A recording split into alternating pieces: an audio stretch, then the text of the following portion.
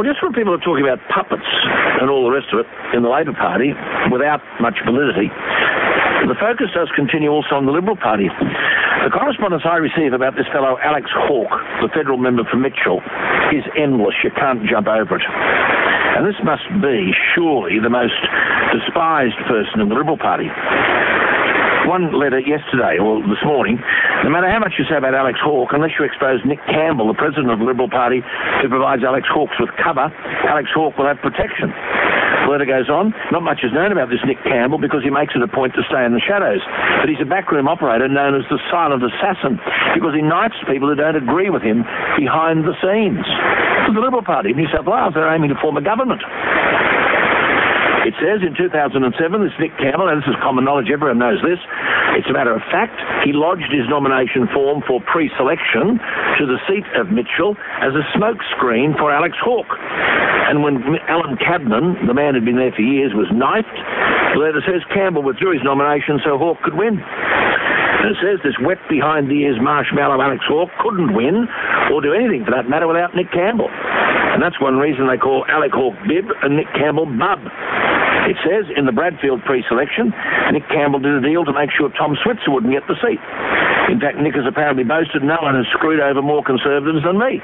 People are angry about this sort of stuff, and they're writing. They can't speak publicly because if you speak publicly about the Liberal Party, they'll ban you and run you out of the party. Now, this is the bloke who's the president of the state Liberal Party. And we're worried about Tripodi and Obeid. This is the next government of New South Wales.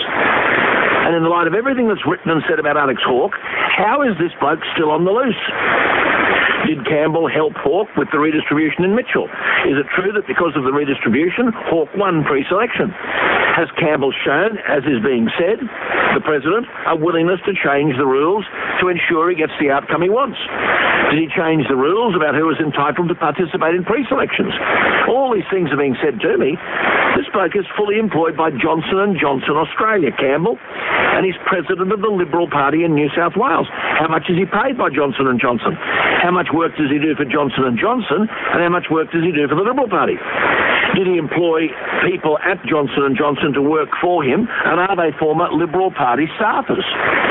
And also, his name has been linked with the demise of John Brogden. I mean, what did Johnson & Johnson get out of the arrangements? The correspondence I get on this is monumental, and people are worried about Tripodi and Obeid. Barry O'Farrell can't be happy with this. And who is covering for Alex Hawke and why?